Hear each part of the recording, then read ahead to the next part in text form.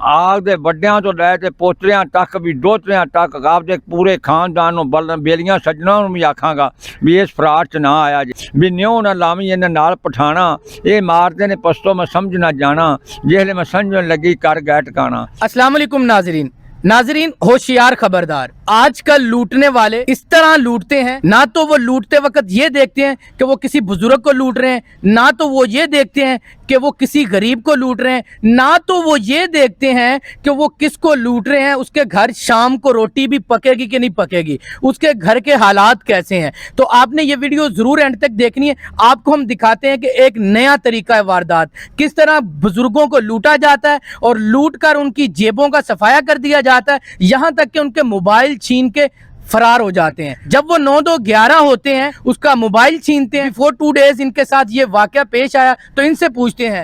जनाब जी मेरे नाल ये वाकया होया कि मैं गरीब बंदा बीमार रहना हर वक्त 24 घंटे का मरीज हाँ, कभी मैंने कोई दवा लै दिंदा कभी मैं कोई दवा लै दिंदा। मेरा पुत्र पत्तर कोनी हैगा, चीज़ हैगी आपके घर बार वाली वो दिहाड़ी का कभी बंदे की लगती है कभी नहीं लगती, मैंने रोटी मिलती है तो लीड़ा धुप्पिया मिलता और खर्चा नहीं मिलता। देखें जी ये बुजुर्ग जो मेरे साथ बैठे हुए हैं, इनका ना तो बेटा है ना इनको कमा कर कुछ देने वाला है। ये अकेले खुद मजदूरी करते हैं, खुद ये फेरी लगाकर अपना खर्चा पूरा करते हैं। इनकी तबीयत नासाज रहती है, ये अपनी दवाई लेने के लिए भी दूसरे लोगों का सहारा लेते हैं। कोई लोग नेकी के तौर पे इनको दवाई ले देते हैं। और देखना इनकी स्टोरी यार, ये जो लूटने वाले हैं खासतौर पर ये स्टोरी उन्हीं के लिए है और अरबाब इख्तियार के लिए ये इम्तिहान है कि इस तरह के जो गरीब लोग हैं वो इसी तरह लुटते चले जाएंगे पाकिस्तान में।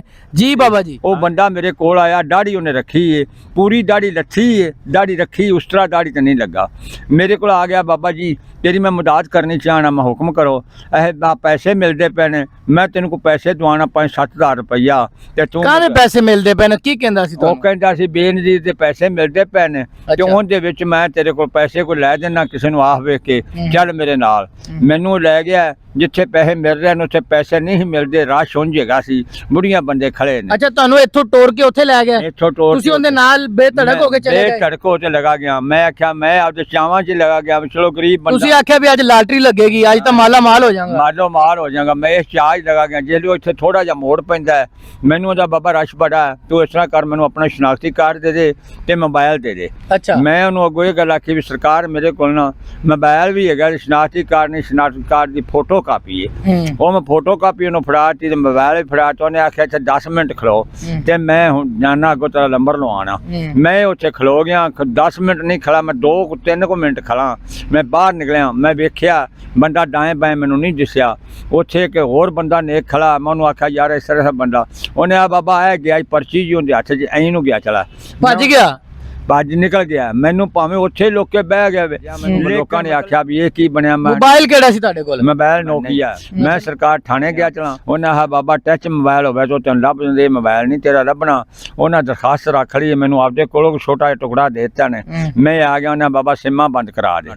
यानी कि तुसीं की पैगाम देना चाहते ਜਿਹੜੇ ਆਪਾਂ ਨੂੰ ਵੇਖ ਰਹੇ ਨੇ, ਤੁਹਾਨੂੰ ਸੁਣ ਰਹੇ ਨੇ ਕਿ ਉਹਨਾਂ ਨੂੰ ਕੋਈ ਐਵੇਂ ਕੋਈ अगर कवे भी आओ ਤੁਹਾਨੂੰ पैसे कढ़वा के देने वो चले जाने में? नहीं जनाब अली, मैं तो आप दे वड्डियां तो लै ते पोतरियां तक भी दोतरियां तक आपदे पूरे खानदान नूं बेलियां सज्जणां नूं भी आखांगा भी इस फराड च ना आया जे।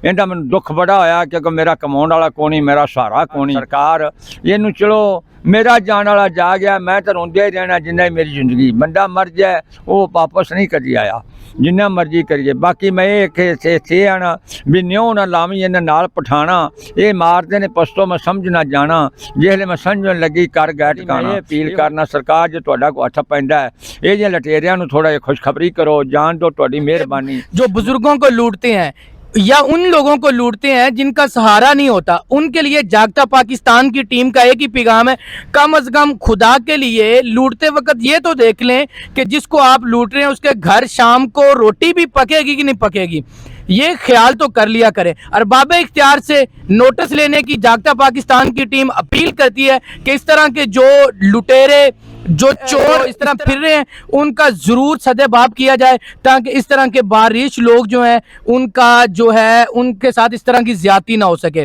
तो जागता पाकिस्तान इस तरह के लोगों की आवाज जरूर बनता रहेगा।